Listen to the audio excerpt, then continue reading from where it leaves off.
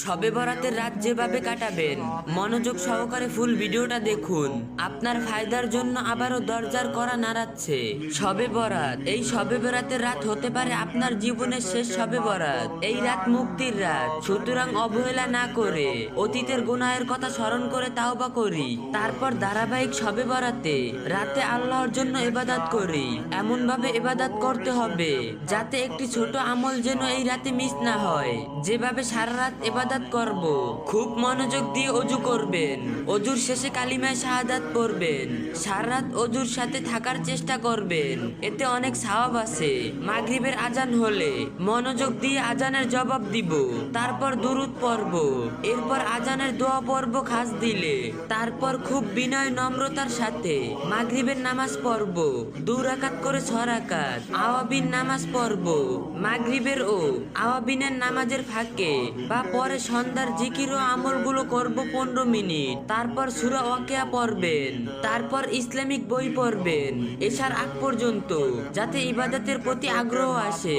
বিশেষ করে তাওবা সম্পর্কে বই পড়বেন যাতে খাঁটি তাওবার নসিব হয়। জান্নাতের নিয়ামত সম্পর্কে পড়বেন যাতে জান্নাত পাওয়ার আশার আমল করতে পারেন, এবং জাহান্নামের শাস্তি সম্পর্কে পড়বেন যাতে জাহান্নামের কঠিন আযাবের কথা স্মরণ করে ইবাদত ও তাওবা করা যায়। তারপর অনুরূপ এশার নামাজ পড়বেন। এশার নামাজের পর হাদিসে বর্ণিত আমল করবেন, সূরা মুলক পড়বেন, তারপর খুব বিনয়ের সাথে খাঁটি তাওবা করবেন। এই রাতে বারবার তাওবা করবেন, কারণ তাওবাকারী ব্যক্তি পাপহীন ব্যক্তির ন্যায়। সামান্য খাবেন, বেশি খেলে ইবাদত করতে অলস আসবে। খাইতে সময় কম নিবেন। এই রাতে অন্য গল্প করা বাদ দিবেন। এই রাতে অবহেলা করে সময় নষ্ট করবেন না। শবে বরাত নামে আলাদা কোনো নামাজ নাই, তবে কিছু কিতাবে 100 রাকাত সর্বনিম্ন 14 রাকাত পড়ার কথা রয়েছে। 2 রাকাত করে নফলের নিয়তে যত রাকাত ইচ্ছা নফল নামাজ পড়বেন ইখলাসের সাথে।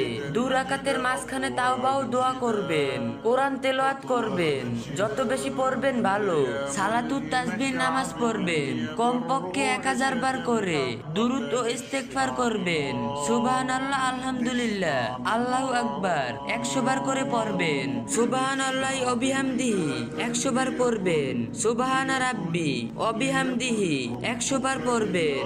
হাসবুনাল্লাহু ওয়া নি'মাল ওয়াকিল ওয়া নি'মাল মাওলা ওয়া নি'মান নাসির যতবার ইচ্ছা পড়বেন। লা ইলাহা ইল্লাল্লাহু 100 বার পড়বেন। এই আমলগুলো 2 রাকাত করে যে নফল নামাজ পড়বেন তার ফাঁকে ফাঁকে করবেন। দান সাদকা করবেন সামর্থ্য অনুযায়ী। এতিম গরিব বিধবা হলে দান করলে ভালো। পুরুষ কবরে গিয়ে জিয়ারত করবেন, মহিলা বাড়ি থেকে বা দূর থেকে জিয়ারত করবেন, কেননা রাসূল সাল্লাল্লাহু আলাইহি সাল্লাম এই রাতে জান্নাতুল বাকিতে হিজরা করছেন। তারপর 3টার দিকে 2 রাকাত করে সর্বোচ্চ 12 রাকাত তাহাজ্জুদ নামাজ পড়বেন। সাহরি খাবেন, দোয়া ও তাওবা করবেন বেশি করে। পরিশেষে ফজরের সময় হলে ফজরের নামাজ পড়ে জিকির শেষ করে মোনাজাত দিয়ে ঘুমাবেন। সাহাবের নিয়তে ভিডিওটা শেয়ার করে অন্য একজনকে জানিয়ে দিবেন।